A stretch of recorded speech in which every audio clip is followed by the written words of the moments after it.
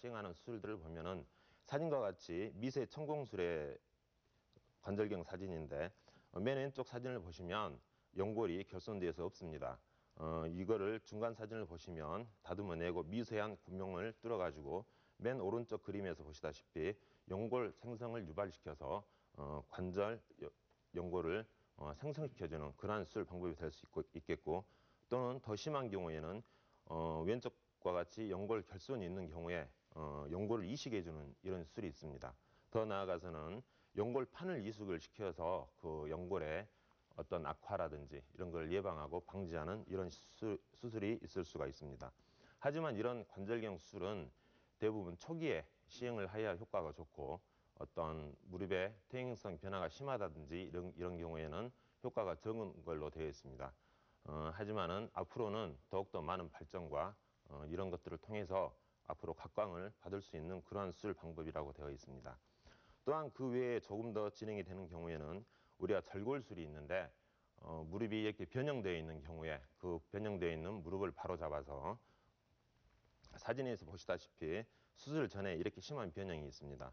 수술 후에는 양쪽 다리를 거의 곧게 펴서 어떤 무릎으로 전달되는 체중의 축을 이동을 시킨 후 어떤 관절의 변형이라든지 관절염으로 진행을 예방을 시키거나 아니면 막을 수 있는 그러한 수술법이 되겠습니다. 그 외에 관절염이 아주 심한 경우에 도저히 다른 방법으로 치료가 되지 않고 통증이 아주 심한 경우에는 인공관절술을 시행을 하게 됩니다. 사진에서 보시면 맨 왼쪽 사진에서 보시면 무릎이 이렇게 안쪽으로 심한 내반 변형이 있고, 중간 사진은 관절이 심하게 닳고 이 부위에 뼈가 무너져 있는, 따라서 없어져 있는 그런 사진을 보여주고 있고, 이 맨 오른쪽의 사진이 인공관절 수술과 더불어서 뼈 이식을 동시에 시행을 한 사진입니다. 이 사진은 인공관절을 끼워 넣어서 관절을 대체하여서 기능을 좋게 유지시켜주고, 또한 내반 변형이 있던 그 무릎의 모양도 정상적으로 이렇게 만들어 주었습니다. 네, 이렇게 수술 치료까지 알아봤는데요. 이번에는 저희가 퇴행성 관절염으로 수술을 받은 환자가 있어서 한번 만나보고 왔습니다. 올해 66 주순덕 어르신. 4년 전 어느 날 갑자기 아파오는 무릎 때문에 처음 병원을 찾았는데 갑자기 아파갖고 뼈하고 붙어트는 게 아파갖고 그래 이제 병원에 댕겼지. 여기 뒤에만 막 아파갖고 마른 땀이 바짝바짝 나요. 약 안 먹으면 못 걸으세요. 마지막 판에는 약을 먹어야 걷지. 병원을 찾아서 검사를 받은 결과 무릎에 퇴행성 관절염이 많이 진행된 걸로 나타났다. 일반적인 약물 치료는 회복이 힘든 상태. 무릎에 인공관절을 넣는 수술을 받아야 했다. 수술한다 할 땐 내가 아이고 다리 수술 어떻게 해? 감 놀래갖고 안 하려고 참 많이 전디 나왔어요. 안 하려고. 나오다가 하다 안 돼갖고 끝판에는 수술했어요. 어르신은 지난 7월 왼쪽 무릎에 인공관절 치환술을 받았다. 수술 후 3개월이 지나면서 조금씩 움직일 수 있었고 지금은 많이 호전된 상태. 하지만 앞으로도 근력 강화 운동 같은 재활치료를 꾸준히 받아야 한단다. 절리는 게 없고 그런 것게 수라고 우리 아이 그렇지 뭐 많이 아프질 않아요. 그런 것게 좋아요. 좋고 나서 막 산에가 가고 좋아요. 어르신 빨리 다 나아서 가고 싶은 산 마음껏 다니시고요. 건강하게 생활하시길 바랍니다. 저렇게 인공관절 수술을 받으면 평생 관절 걱정 없이 살 수가 있는 건가요?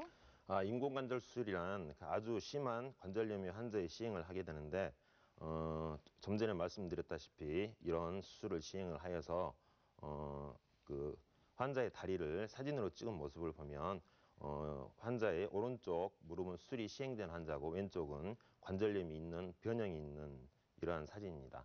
이와 같이 인공관절을 시행을 하여 이 환자의 관절 기능의 향상과 회복에 크게 도움을 주는 수술이기는 하지만, 인공관절 치환술이 예를 들어서 노령의 어떤 몸이 약한 이런 분들에게는 반영구적으로 사용이 될 수가 있지만, 아주 젊거나 활동력이 강한 이런 분에게는 사진에서 보이는 인공관절의 마모가 동반되기 때문에 아주 반영구적이라고까지는 하기는 아주 힘듭니다. 그렇기 때문에 우리가 인공관절 수술을 받은 이후에도 그 무릎의 꾸준한 재활과 그 또한 그 무릎을 아껴 사용을 하셔가지고 오래오래 쓸 수 있도록 생각을 가지셔야 될 것 같습니다. 네, 이렇게 수술이 필요한 상황이 오기 전에 미리 막을 수 있다면 좋을 것 같은데요. 퇴행성 관절염의 예방법은 없겠습니까? 예방법은 있습니다. 우리 그 퇴행성 관절염의 예방을 위하여서는 일단 관절에 무리를 주지 않는 운동, 수영이라든지 자전거 이런 운동이 도움이 되겠고, 그다음에 충분한 수면, 그다음에 항상 즐거운 마음과 웃음으로 생활을 하고 골고루 영양 섭취를 하시면서 체중의 조절에도 신경을 쓰셔야 될 것 같습니다. 특히나 몸무게가 많이 나가는 비만형의 사람이라든지 다리가 굽은 사람, 오랫동안 쪼그려 앉아서 일을 하는 이런 사람들은 특히 신경을 쓰셔야겠습니다. 또한 어떤 관절염의 증상, 무릎에 통증이 있거나 장애가 있는 경우에는 산을 오르내린다든지 쪼그려 앉고 일어서고 계단을 많이 오르고 내리고 이런 상하 운동은 특히나 증상이 있을 때는 삼가는 것이 도움이 되는 걸로 되어 있습니다. 옛날과 달리 최근에는 우리 퇴행성 관절염에 대한 인식이 많이 변화가 있습니다. 예전에는 퇴행성 관절염이란 만성의 불치병이라는 인식이 있었지만 요즘은 활발한 진행 과정에 있는 그러한 병으로서 조기에 발견을 하고, 또한 진행이 되었다고 하더라도 약물이라든지 수술 아니면 적극적인 어떤 재활치료 이런 부분을 통해서 얼마든지 고칠 수 있는 그러한 병으로 되어 있기 때문에 관절염은 절대 불치병이 아닙니다. 조기 진료와 전문의와의 상담, 초기 치료의 시작으로서 통증 없는 활기찬 노후를 보내실 수 있기를 바라겠습니다. 톡톡 건강 토크 오늘 이 시간에는 무릎 퇴행성 관절염에 대해서 알아봤습니다. 요즘은 관절염에 대한 정보를 인터넷에서도 손쉽게 찾아낼 수가 있는데요. 근데 그 가운데 70% 이상이 속설이거나 광고인 것으로 나타났습니다. 증상이 있는 분들은요, 병원에서 제대로 검사를 받고 치료를 받아보시기 바랍니다. 오늘 고맙습니다. 안녕하세요. 김대진입니다. 안녕하세요. 김선입니다. 따뜻한 햇살, 싱그러운 봄바람, 그리고 향긋한 꽃향기가 사람들을 바깥으로 유혹하고 있는데요. 이런 봄철이 피부에는 좀 부담이 된다고 합니다. 그래서 피부과를 찾는 사람들이 네. 많다고 그래요. 그렇습니다. 자외선과 꽃가루, 거기에다 황사까지 이렇게 보면은 우리 피부를 자극하는 불청객들이 많기 때문에 여드름이나 잡티, 주근깨 등을 그대로 방치하게 되면 피부염이나 알레르기까지 일으킬 수 있다고 합니다. 네, 봄철의 피부를 위해서는 이 세안과 보습, 자외선 차단 세 가지가 참 중요하다고 합니다. 또 그런 말이 있잖아요. 봄볕에는 며느리를 내보내고 가을볕에는 딸을 내보낸다. 그만큼 자외선 차단을 꼼꼼히 하셔야겠습니다. 그렇습니다. 또 있습니다. 이 충분한 휴식과 균형 있는 영양 섭취 또한 건강한 피부를 갖기 위한 방법이라고 하니까요. 시청자 여러분도 꼭 실천해 보시기 바랍니다. 네. TBS 클리닉 건강 365 오늘 순서 활기차게 시작하겠습니다. 어떻게 한 골도 못 넣어? 축구. 또 축구 타령이야? 그렇게 축구가 좋으면 축구하고 살지. 나랑 결혼 왜 했대? 야, 우리 마가 와이까라. 아이고, 삐졌나? 아이고. 아, 몰라. 그렇게 사랑하는 축구하다가 몸 상해도 난 모릅니다. 운동하는데 왜 몸이 망가지노? 멋진 세리머니를 내가 보여줘야 되는데. 아, 왜? 그런 거 있잖아. 에이, 참 그만해라. 누가 그런 거 한다 하더라, 요즘. 80년대 이거. 봐라.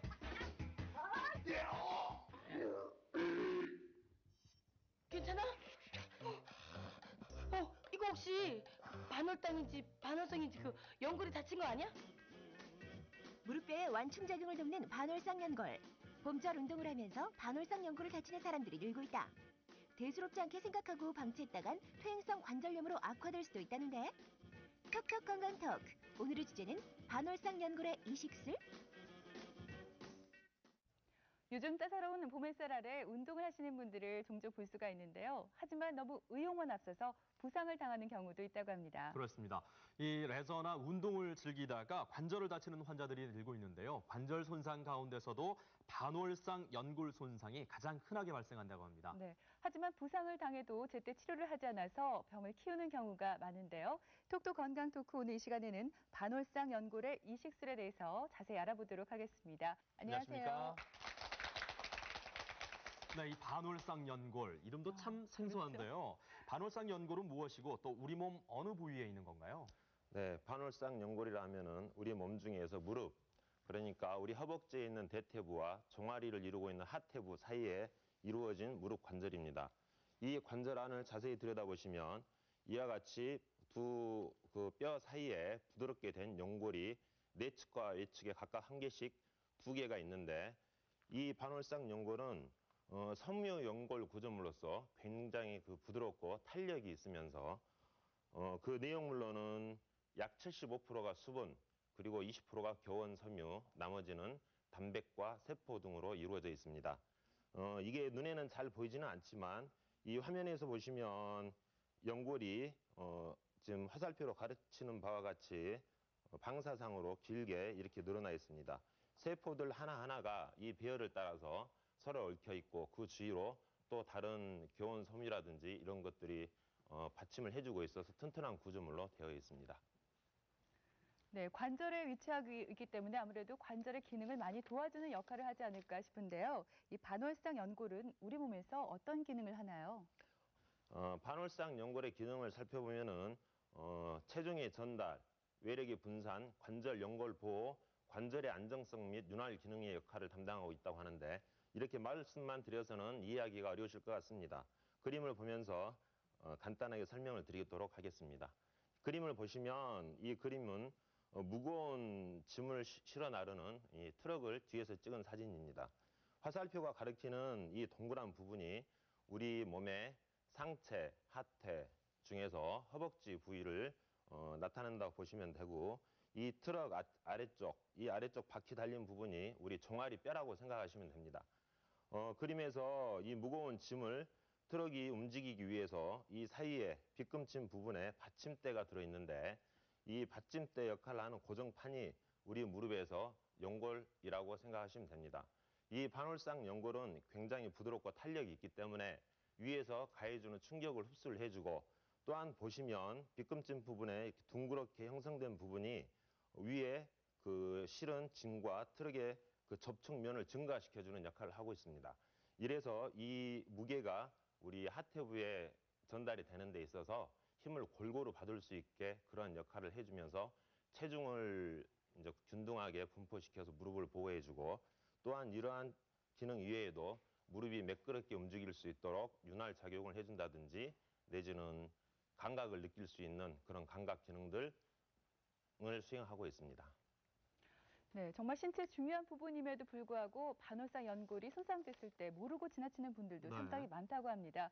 그러면 어떨 때 이 반월상 연골 손상을 의심해 볼 수가 있을까요? 저희가 의심되는 몇 가지 증상들을 꽁트로 한번 만들어 봤습니다. 아니 내가 준비 운동을 안 했는 것 같다.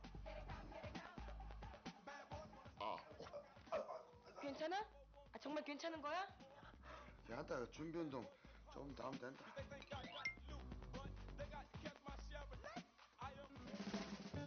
당신 정말 괜찮겠어? 에이 봐봐라 괜찮다. 봐라. 그래? 한번 제끼고 두번 제끼고 세번 제끼고 슉! 빨리 병원부터 가자고. 응? 빨리 가자. 빨리. 아, 빨리 와. 다리가 안 움직인다.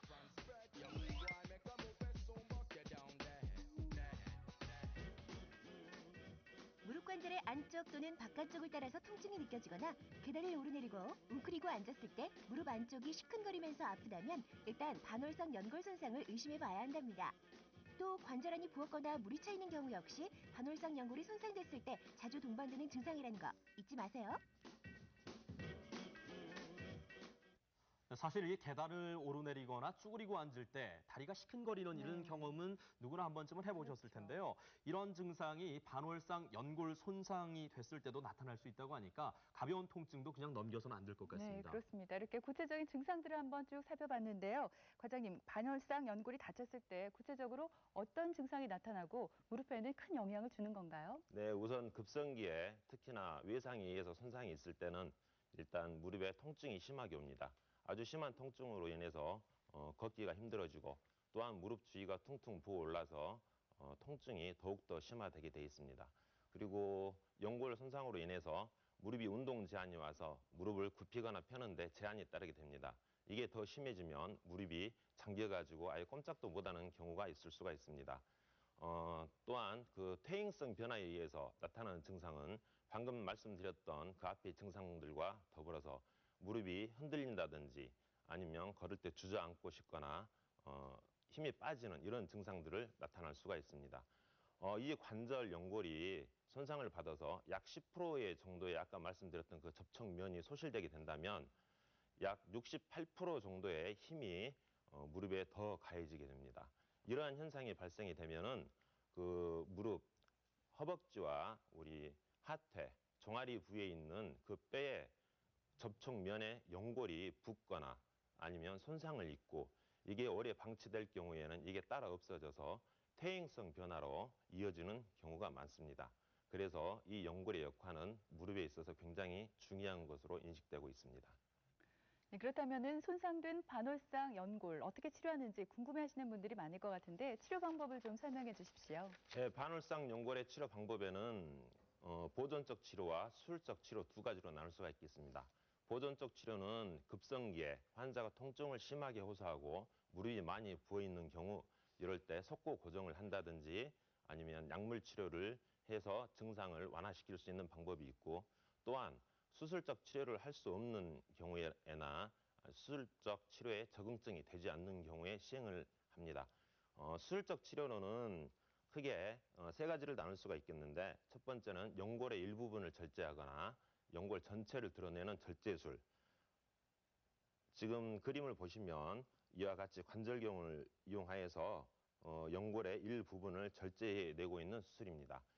이 수술을 시행하게 되면 수리의 퇴행성 변화라든지 골관절염의 출현율이 높은 걸로 되어 있는데 그 이유는 아까 말씀드렸듯이 우리 관절 연골 접촉면의 약 10% 정도가 감소하면 우리 무릎에 가해지는 힘이 더욱더 증가되어서 관절염이 생길 가능성이 더 높아지기 때문입니다.